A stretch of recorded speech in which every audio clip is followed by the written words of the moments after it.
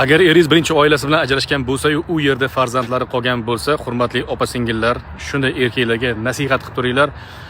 Farzandining haqqini o'z vaqtida ado qilsin. Iltimos. Farzandining haqqini sizlar yeb qo'yishga sababchi bo'lib qolmanglar. Yaqinda aliment haqida video chiqardik.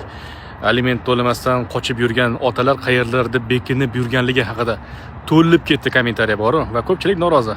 Haqiqatan ham ba'zi otalar farzandiga aliment to'lamaydi. Ba'zilar mana shuncha to'laydi.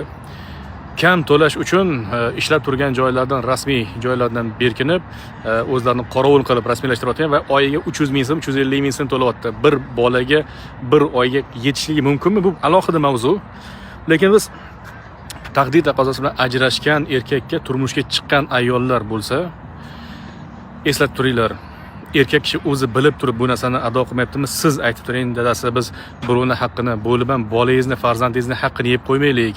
Iltimos, o'z vaqtida ado qiling. Nafaqasini to'lab turing deb qo'yinglar. Siz onasi bilan ajrashgan bo'lsangiz ham farzandingizdan voz kechmang deb turib siz nasihat qiling. Balkim sizni gapingizni quloq solishar va eshitishar. Qiyin bo'ladi, hisob kitobi juda ham qiyin bo'ladi. Birovni haqqini yeyish, bo'lib ham farzandlarni, bolasini haqqini yeyish hech kimga bu yuqmaydi, yaxshilikka olib kelmaydi. Iltimos, bu narsaga e'tiborli bo'laylik.